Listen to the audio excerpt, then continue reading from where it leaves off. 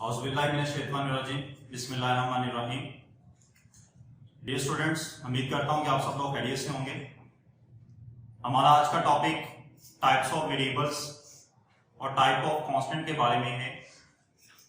सबसे पहले हम लोग वेरिएबल और कांस्टेंट के बारे में डिफरेंट देखेंगे, इनकी डेफिनेशंस को हम लोग अंडरस्टैंड करेंगे और देन जाके हम लोग इनकी टाइप्स की तरफ मूव करेंगे। तो आइए सबसे पहले हम लोग वेरिएबल के बारे में बात करते हैं कि वेरिएबल किसे कॉल किया जाता है, व्हाट इज अ वेरिएबल। पहले भी हम लोग लास्ट लेक्चर्स के अंदर इन डिटेल वेरिएबल के बारे में डिस्कस कर चुके हैं। इन सिंपल मैं आपको जस्ट इतना बताना चाहूंगा यहाँ पे कि वो वैल्यूज जो कि ड्यूरिंग एग्जीक्यूशन के दौरान जब आप लोग एग्जीक्यूशन परफॉर्म कर रहे होंगे, वो वैल्यूज जो कि चेंज हो जाती हो, जो वेरी करती हो, जिनमें आप इस किस्म की तब्दीली ला सकते हो, उन वैल्यूज को हम लोग वेरिएबल कॉल करते हैं। यानी कि मेमोरी से आपने एक लोकेशन ली, उसको बाकायदा तौर पे आपने नेमिंग रूल्स को फॉलो करते हुए नेम दिया, देन उसमें जब आप लोग वैल्यूज इंसर्ट करेंगे और अगर आपके पास परमिशन है कि आप लोग एग्जीक्यूशन के दौरान, रनिंग के दौरान, जब आप प्रोग्राम को रन कर रहे होंगे, प्रोग्राम को चला रहे होंगे, उस वक्त अगर आपको राइट्स दिए जाते हैं कि आप इसकी कीमत को तब्दील कर सकते हो, तो मीन्स कि आप लोग एक वेरिएबल इस्तेमाल कर रहे हो। इसी तरह अगर इसके अगेंस्ट चलते हैं, इसके रेसिप्रोकल में जाते हैं, यानी कि आप लोगों को परमिशन नहीं है, आपको इजाजत नहीं दी जा रही कि आप ड्यूरिंग एग्जीक्यूशन आप किसी किस्म की वैल्यू को चेंज कर सकें, तो देन ऐसी मेमोरी लोकेशंस को हम लोग कांस्टेंट कॉल करेंगे। और वैसे भी एज अ मैथमेटिकली तौर पर आप लोग जानते हैं, रियलिटी के अंदर या लाइफ के अंदर आप लोग जानते हैं कि वेरिएबल वो वैल्यूज जो कि आप चेंज कर सकते हैं, कांस्टेंट वो वैल्यूज जो कि आप चेंज नहीं कर सकते। तो ये दो हमारे पास कीमतें हैं, वेरिएबल एंड कांस्टेंट। चलें अब हम लोग देखते हैं कि वेरिएबल्स की टाइप्स कौन कौन सी हमारे पास।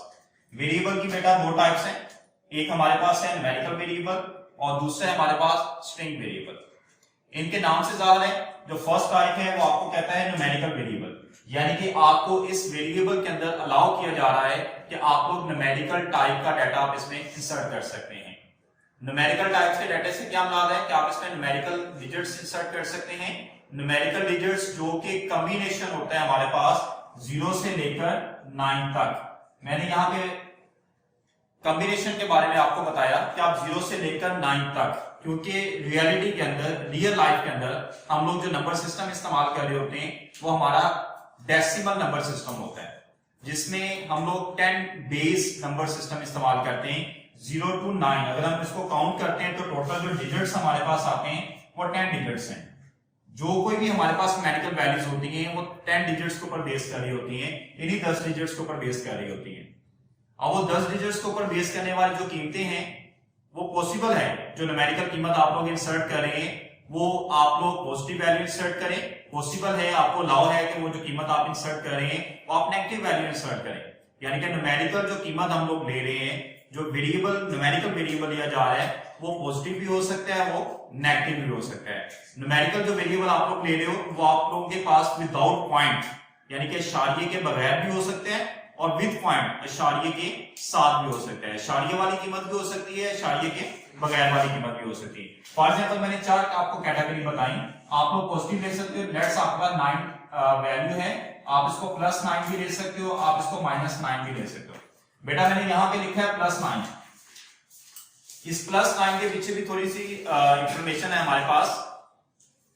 अगर आप लोग बात करते हैं मैथ की, जनरल मैथमेटिक्स की आप लोग बात करते हैं, जो कि आप लोग फर्स्ट क्लास से पढ़ते हुए यहाँ तक आए हैं, तो आपको पता है कि हर कीमत के साथ कोई ना कोई साइन होता है, या तो वो प्लस का साइन होगा या फिर वो माइनस का साइन होगा।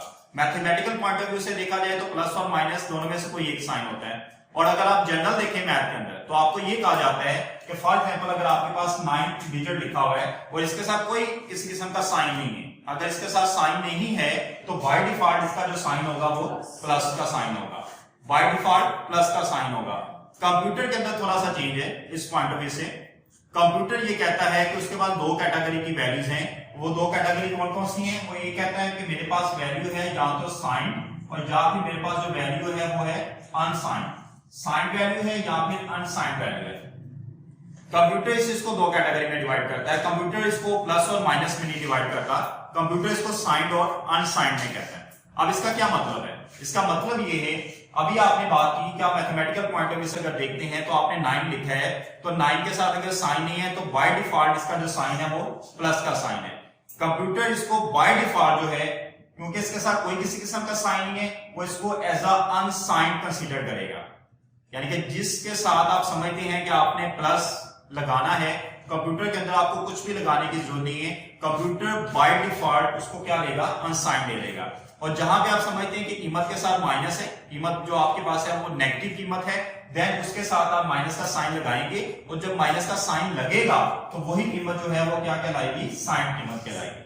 तो मैंने आपको बेटा बताया कि दो कैटेगरी हमारे पास है साइन के पॉइंट ऑफ व्यू से, अलामत के लिहाज से दो हमारे पास कैटेगरी है, एक साइंड है और एक अनसाइंड है।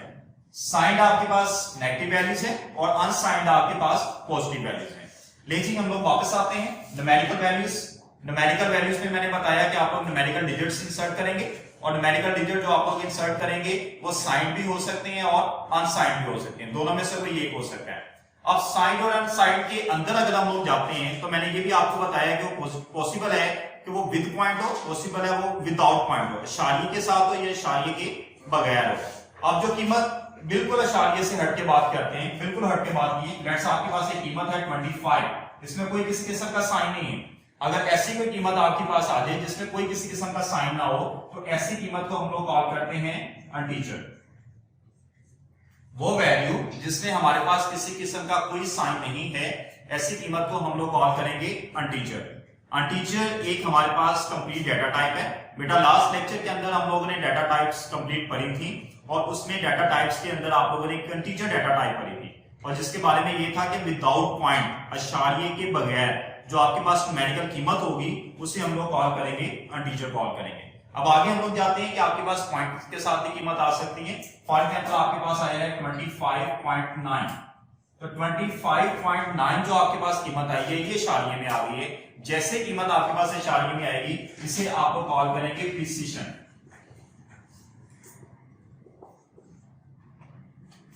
प्रिसीशन बेटा दो किस्म की हैं, सिंगल प्रिसीशन भी है, डबल प्रिसीशन भी है। ये भी लास्ट टाइम हम लोगों ने डिस्कस कर लिया था। सिंगल प्रिसीशन के लिए हमें मेमोरी से जो एलोकेशन दी जाती है वो 4 बाइट की दी जाती है। डबल प्रिसीशन के लिए हमें मेमोरी एलोकेट जो की जाती है वो 8 बाइट की दी जाती है। यानी कि 4 बाइट से अगर डाटा आपका एक्सटीड कर जाएगा, डाटा आपका ज्यादा होगा, बड़ा डाटा होगा, 4 बाइट के अंदर वो नहीं समा सकता, तो देन हमें 8 बाइट की मेमोरी लोकेशन लेनी पड़ेगी। और 8 बाइट की मेमोरी लोकेशन लेने के लिए हमें डबल प्रिसीशन इस्तेमाल करना पड़ेगा। ये भी लास्ट टाइम हम लोगों ने लेक्चर के अंदर डिस्कस कर लिया था। क्योंकि ये बातें सारी बेस करती हैं, रिलेटेड हैं न्यूमेरिक से, इसलिए मैंने यहाँ पे भी आप लोगों को ट्रीट कर दी कि न्यूमेरिकल वेरिएबल की हमारे पास मजीद फर्दर कैटेगरी आ जाती है। आप इसमें साइन कीमत इंसर्ट कर सकते हैं, आप इसमें अनसाइन कर सकते हैं, और साइन और अनसाइन दोनों के अंदर अगर जाएं तो साइन के अंदर विदाउट पॉइंट भी है, विद पॉइंट भी है। देन विद पॉइंट देखें तो उसके अंदर सिंगल प्रिसीशन भी है, डबल प्रिसीशन भी है। इसी तरह अनसाइन के साथ साथ साइन कीमत देखें तो उसमें भी सेम लाइक वैसे ही है। साइन के अंदर भी आपको अलाउ है कि आप लोग विदाउट पॉइंट यूज कर सकते हैं या विद पॉइंट यूज कर सकते हैं। विदाउट पॉइंट यूज करेंगे या विद पॉइंट आप यूज करेंगे। विद पॉइंट अगर आप यूज करते हैं तो उसके अंदर भी आपको अलाउ है कि आप सिंगल प्रिसीशन भी दे सकते हैं, आप डबल प्रिसीशन भी दे सकते हैं। तो ये तमाम कैटेगरी जो है ये बिलोंग्स करती हैं न्यूमेरिकल वैल्यू से। तो ये बेटा आपको क्लियर हो चुका होगा। अगर फिर भी आप समझते हैं कि आपको किसी किस्म की कोई प्रॉब्लम है तो आप कमेंट्स में अपना क्वेश्चन लिख सकते हैं। नेक्स्ट हमारे पास है स्ट्रिंग वेरिएबल।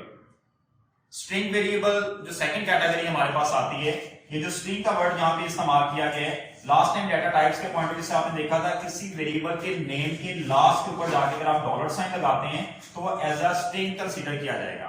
और एज अ स्ट्रिंग जो होता है वो हमारे पास सीक्वेंस ऑफ कैरेक्टर्स होते हैं, कॉम्बिनेशन ऑफ कैरेक्टर्स होते हैं। एक से ज्यादा कैरेक्टर्स का जो कॉम्बिनेशन होता है, जो उसकी एक तरतीब होती है, एक सीक्वेंस जो होता है जो कि एक मीनिंगफुल वर्ड बनाता है या फिर एक मीनिंगफुल सेंटेंस बनाता है, वो हमारे लिए स्ट्रिंग कहलाता है। एक मीनिंगफुल वर्ड मैंने कॉल यहां पे किया। फॉर एग्जांपल आप किसी बच्चे का नाम लिख रहे हैं तो बच्चे के नाम के एक प्रॉपर मीनिंग्स हैं। आप कोई वर्ड लिख रहे हैं तो वर्ड के एक प्रॉपर मीनिंग्स हैं। मीनिंगफुल चीज को ही वर्ड कॉल किया जाता है, अनमीनिंगफुल चीज को वर्ड कॉल नहीं कॉल किया जाता। यानी कि कैरेक्टर्स ऑफ कॉम्बिनेशन, कैरेक्टर्स का कॉम्बिनेशन आपने कुछ ऐसा लेना है कि उसका कोई मतलब निकला हो, उसका कोई मीन्स निकला हो। सेंटेंस जब आप लोग बनाते हैं तो वर्ड्स को आप ऐसे अरेंज करते हैं कि उनका भी कोई मीन्स निकला हो। आपको पता है कि आपने जो सेंटेंस लेना है, इंग्लिश का कोई सेंटेंस लेना है, तो आपको पता है कि आपने उसका सब्जेक्ट कहां पे रखना है, आपने उसका ऑब्जेक्ट कहां पे रखना है, आपने उसका वर्ब कहां पे रखना है। ईच एंड एवरीथिंग आपको उसके रूल्स एंड रेगुलेशंस के पॉइंट ऑफ व्यू से बताया गया है। अगर आप उसको फॉलो नहीं करोगे तो उसका कोई मीन्स नहीं निकलेगा। तो आपने जो कोई भी स्ट्रिंग लेनी है वो एक मीनिंगफुल होनी चाहिए। वो स्ट्रिंग जो कि सीक्वेंस ऑफ कैरेक्टर्स होगा, जो कि कॉम्बिनेशन ऑफ कैरेक्टर्स होगा, वो आपका नाम भी हो सकता है।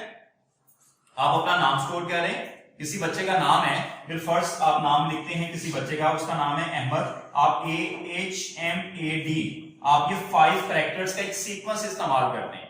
अगर आप इस सीक्वेंस को डिस्टर्ब कर देंगे तो देन वो उसका मतलब नहीं देगा, उसका मीन्स नहीं देगा। इसलिए आपको ये कहा जा रहा है कि आपने कॉम्बिनेशन 5 कैरेक्टर्स का ले लिया है, लेकिन कॉम्बिनेशन किस में होना चाहिए, इन फॉर्म ऑफ सीक्वेंस, तरतीब के साथ इसका कॉम्बिनेशन होना चाहिए, उसका कोई मीन्स निकलना चाहिए। फिर आप अपने घर का बेटा एड्रेस लिख सकते हो। अगर घर का एड्रेस लिखने के लिए जाओ तो एड्रेस लिखने के लिए आप जानते हैं कि आपको कैरेक्टर्स भी लेने पड़ेंगे, इंग्लिश के अल्फाबेट्स भी आपको लेने पड़ेंगे, आपको न्यूमेरिक्स भी लेने पड़ेगा, और किसी जगह पे जाके आपको स्पेशल कैरेक्टर्स भी लेने पड़ेंगे।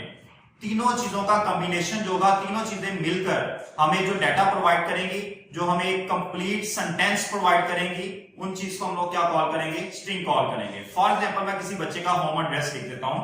होम एड्रेस है जी हाउस नंबर 5, स्ट्रीट नंबर 12, इसके बाद मैंने कॉमा लिखा, इसके बाद मैंने लिख लिया जी बागबानपुरा,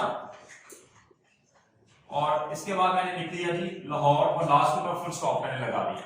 अब बेटा यहाँ पे गौर करें, एज जो मैंने लिखा, हाउस के लिए एज मैंने लिखा, इसकी एब्रिविएशन लिखी, ये कैरेक्टर है, ये मैंने नंबर साइन लगाया, ये स्पेशल कैरेक्टर है, ये मैंने 5 लिखा, ये न्यूमेरिक है, ये S और T मैंने लिखा, ये दोनों अल्फाबेट के कैरेक्टर्स हैं, ये नंबर साइन मैंने लगाया, स्पेशल कैरेक्टर है, ये 12 मैंने लिखा, ये 2 डिजिट्स हैं जो कि न्यूमेरिकल डिजिट हैं, न्यूमेरिकल कीमत है। मैंने कॉमा यहाँ पे लगाया, ये कॉमा मेरे पास एज अ स्पेशल कैरेक्टर है।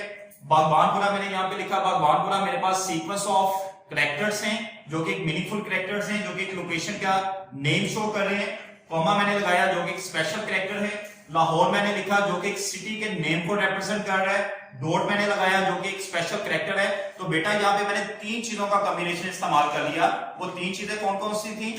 अल्फाबेट कैरेक्टर्स मैंने इस्तेमाल किए, न्यूमेरिकल वैल्यू मैंने इस्तेमाल की, स्पेशल कैरेक्टर मैंने इस्तेमाल किया। इन तीनों चीजों का जो कॉम्बिनेशन मेरे पास आया वो क्या कहलाया? स्ट्रिंग कहलाया।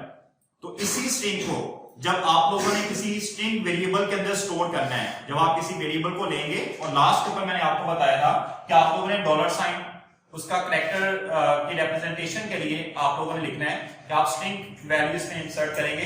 तो जैसे ही आप इस वैल्यू को इंसर्ट करने के लिए जाएंगे बेटा, तो लाजम है कि आप इसको इनक्लोज करें, यानी कि इसके शुरू में और आखिर में आप लोगों ने डबल कोट लगाना है। कोई भी जब आप लोग स्ट्रिंग वैल्यू GW बेसिक के अंदर आप लोग इंसर्ट करेंगे तो GW बेसिक हमें ये कहता है कि आप लोगों ने स्ट्रिंग वैल्यू को इंसर्ट करने के लिए जब भी वैल्यू लिखेंगे उसके शुरू में और लास्ट में डबल कोट लगाएंगे। शुरू में लास्ट में आप लोग डबल कोट लगाएंगे। बेटा ये था हमारे पास टाइप्स ऑफ वेरिएबल। 2 टाइप्स पढ़ी, न्यूमेरिकल वेरिएबल और स्ट्रिंग। न्यूमेरिकल में न्यूमेरिकल डाटा, स्ट्रिंग में स्ट्रिंग डाटा, और string data is a combination of characters, special characters and numerics. उम्मीद करता हूं कि आप सब लोगों को समझ आया होगा।